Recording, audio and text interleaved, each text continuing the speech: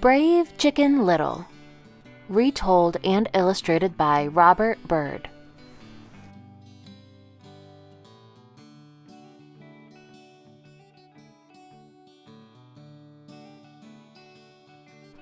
One fine day, Mrs. Chicken Licken decided to bake a cake, but there was nothing to make it with, so she sent Chicken Little off to the market to buy honey and flour and milk. "Do not dilly-dally," she said. "Come straight home." Chicken Little skipped down the shady country road and, whack! An acorn fell smack on top of his poor little head. "Ow!" he cried. "The sky is falling. I must go and tell the king." Chicken Little ran down the road, where he met Henny Penny. "The sky is falling," he cried. "I must go and tell the king." "Oh, I shall go with you," she said.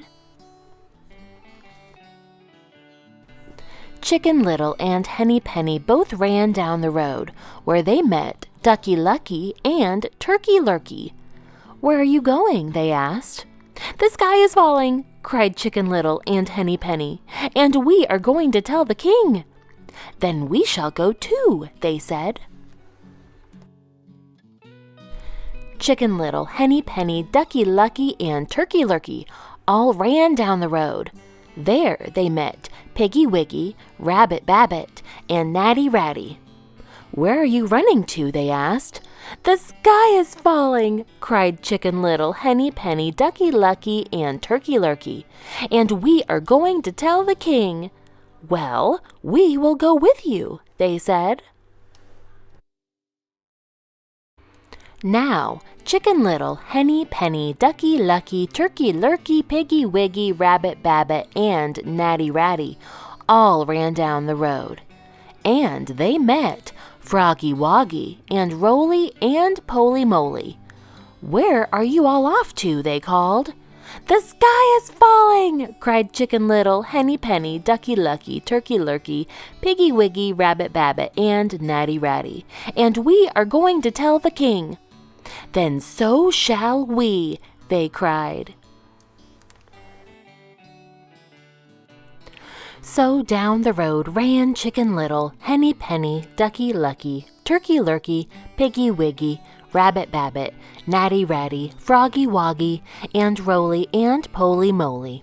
And whom should they meet but Foxy Loxy?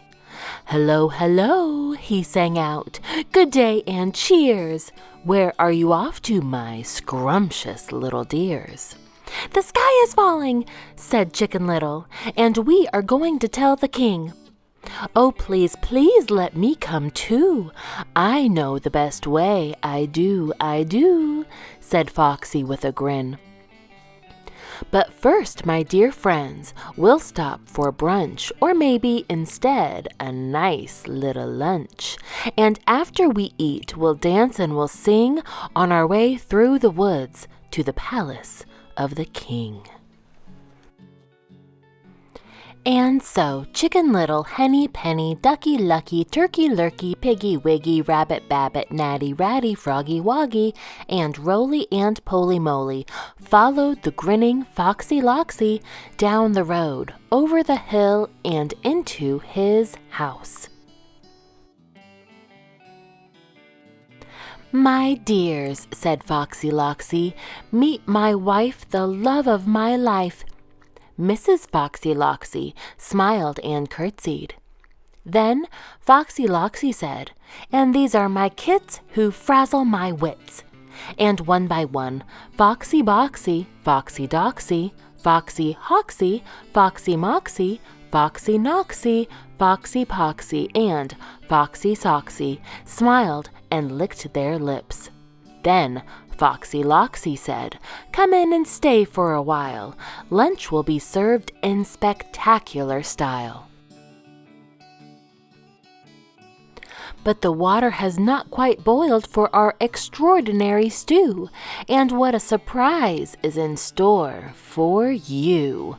Foxy Loxy quickly opened a small door and pushed Chicken Little, Henny Penny, Ducky Lucky, Turkey Lurkey, Piggy Wiggy, Rabbit Babbit, Natty Ratty, Froggy Woggy, and Roly and Poly Moly down the steps into a dark and gloomy cellar. Slam! And Foxy Loxy locked the door. Down in the cellar, the animals were bawling and moaning and squalling and groaning. "Oh, what can we do? What can we do? We are all about to wind up in the stew." "Be quiet," said Chicken Little. "Let us think." He looked around very carefully and saw a small window high up on the wall. "Aha!" he said. Everyone looked up at the window. "Hurry!" Piggy Wiggy cried. "We must climb out." They ran to the wall and began to pile up on top of each other. Piggy Wiggy first, then Turkey Lurkey and Ducky Lucky, then Rabbit Babbit. When Henny Penny climbed up, they began to swing and sway. When Natty Ratty reached the top, they teetered and tottered until Turkey Lurkey's feathers tickled poor Piggy Wiggy's nose. "Ah, ah, ah, choo!" The thunderous sneeze sent everyone crashing into a heap on the floor. Chicken Little looked on in dismay. "Oh dear," he said, "this will never do." "We need to make something to climb that is solid and strong," Chicken Little declared. He saw that the corner of the cellar was filled with junk. "Come on," he cried out. "Help me push this rubble under the window." Together the animals took pots and pans, sacks of potatoes, pieces of wood, broken furniture, buckets, barrels, bricks, and baskets, and piled them up as high as they could. "I am the only one who will fit," said Chicken Little, and up he went, higher and higher, until he reached the top. "Wait here for me," he called down, and he squeezed through the window. And whom should he see but Foxy Loxy? Chicken Little climbed up a nearby tree to take a closer look. Very carefully he crawled onto a long branch filled with big, juicy apples. Bonk! A low-hanging apple banged his head, which was still sore from the acorn. He thought. He paused for a moment and looked around. Below him he could see Foxy Loxy sunning himself, waiting for the water to boil. "I wonder what Chicken Little will do when he finds himself and his friends in a stew. What a foolish thing to say, that the sky is falling down today." Whack! An apple hit Foxy Loxy smack on his head. "Ah!" he shouted. Whack!